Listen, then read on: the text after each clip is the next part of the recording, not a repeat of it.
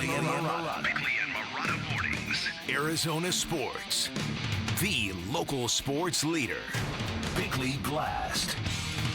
Sometimes in sports we overcook and overreact, and yet sometimes a collapse is so epic, a failure so extraordinary that it deserves all the smoke you can throw and all the flames you can fan, like yesterday's loss to the Titans, which was not the most heartbreaking loss in Cardinals history or the most painful, but it was the most embarrassing loss I have witnessed in 28 years. It featured a clown carousel of errors, a full blooper reel during one inglorious half of football, with plays that brought you all the way back to the early days in Arizona. They fumbled crossing the goal line. They tipped a pass and created what should have been a game-securing interception, only they fumbled that too without contact, kicking the ball backwards, watching three players whiff on it before the Titans fell on the ball for another touchdown.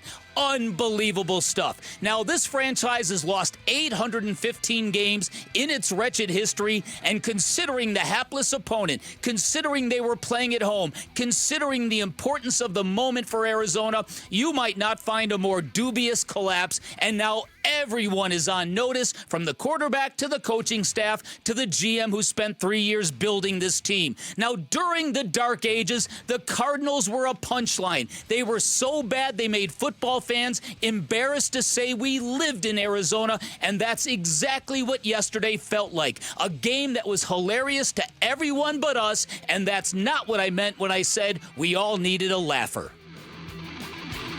All right, today's Bickley Blast brought to you by my great friends at Chapman BMW. Make luxury attainable. Find them online at chapmanbmw.com. The Bears are what we thought they were. They're what we thought they were. We played them in preseason. Who the hell takes a third game in a preseason like it's bull? We played them in the third game. Everybody played three quarters. The Bears are who we thought they were. And that's why we took the damn field. Now, if you want to crown them, then crown their ass. But they are who we thought they were. And we let them off the hook. That was 19 years ago. 19 years ago. Dennis Green with the famous, it's going to live forever, the post-game rant on the Monday Night Football loss where the Cardinals were dominating the Chicago Bears and inexplicably lost the game. Oh, no, it was very explicable. Without the Bears scoring a touchdown offensively. Yeah. They had a special teams touchdown. They had a defensive touchdown. There was a missed field goal in there. It was an all-timer What is up, loss. Neil Rackers? Neil Rackers, what is up?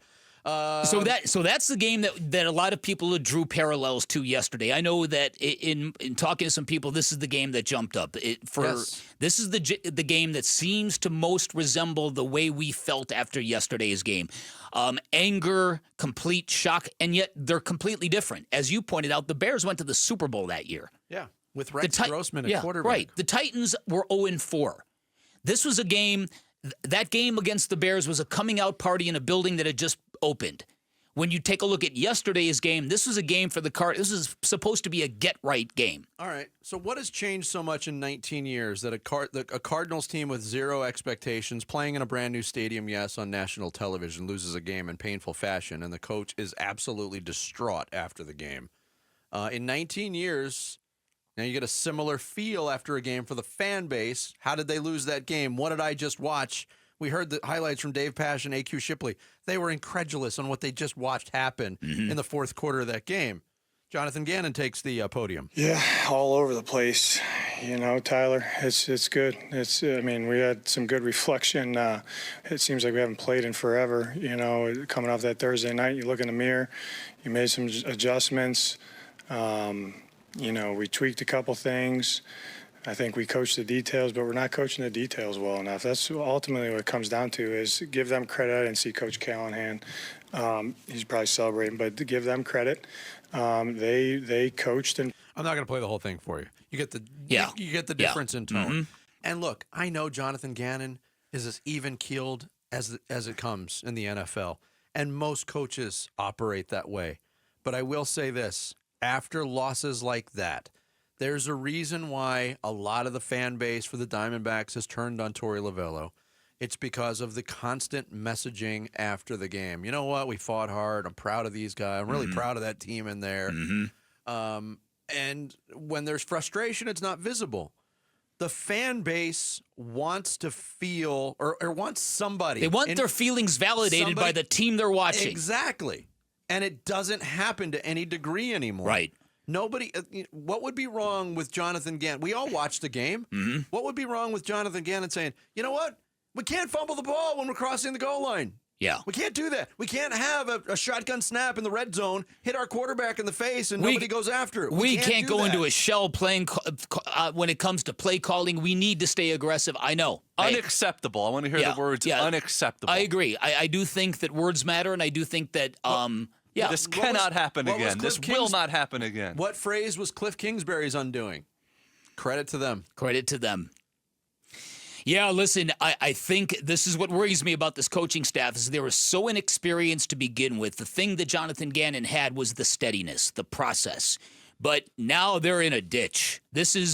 Getting out of this is going to be something to watch. If this football team can get out of this valley that they're in, given these games that are in front of them, they might be 2-6 before you know it. And those are just facts. And if they beat a couple of teams that we didn't think they were going to beat, all of a sudden they're 4-3 or 5-3, and we're like, wow.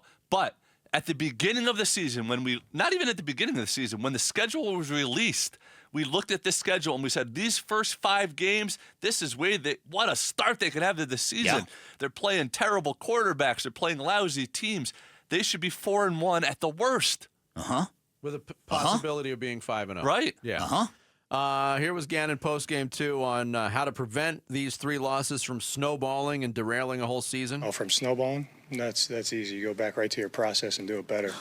But I thought you were going to ask me, you lose like we just did in 3 games like that. You're behind the 8 ball at 2-3. You feel like you gave one away. Whatever. That's in the past. We got good players in there that care.